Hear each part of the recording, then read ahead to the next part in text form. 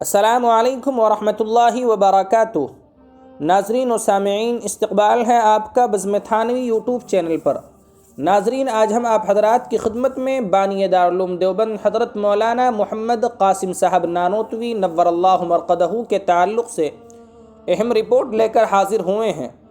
جی ہاں ناظرین، آج ہم آپ کو بتائیں گے کہ حضرت مولانا قاسم نانوتوی کے متعلق جب کسی شخص نے حضرت مولانا محمد یعقوب صاحب نانوتوی سے یہ سوال کیا کہ آخر کار وہی کتابیں، وہی درس نظامی کی کتب جن کو سب علماء اور طلباء پڑھتے ہیں، وہی کتابیں حضرت نانوتوی نے پڑھی تھی، تو مولانا قاسم نانوتوی کے پاس آخر کار اتنا علم کہاں سے آ گیا تھا؟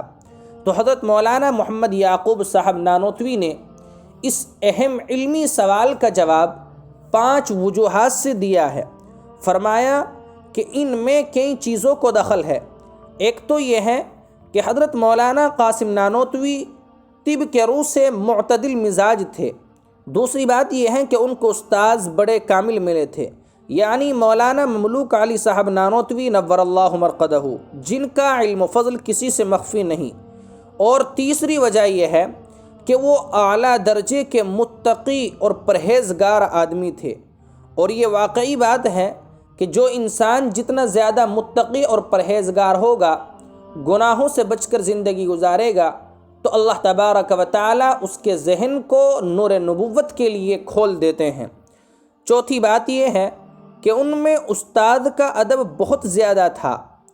پانچویں بات یہ ہے کہ حضرت حاجی امداد اللہ مہاجر مکی نور اللہ مرقدہ جیسے ان کو کامل پیر ملے تھے۔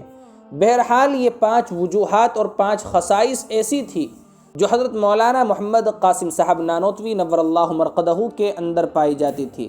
ان وجوہات کی بنیاد پر وہ دوسرے علماء اور فضلاء سے ممتاز تھے۔ اگر آپ کو ہماری یہ ویڈیو پسند آئے تو آپ ہمارے اس چینل کو سبسکرائب ضرور کر لیں۔ شکریہ، جزاکم اللہ خیرا و احسن الجزاء۔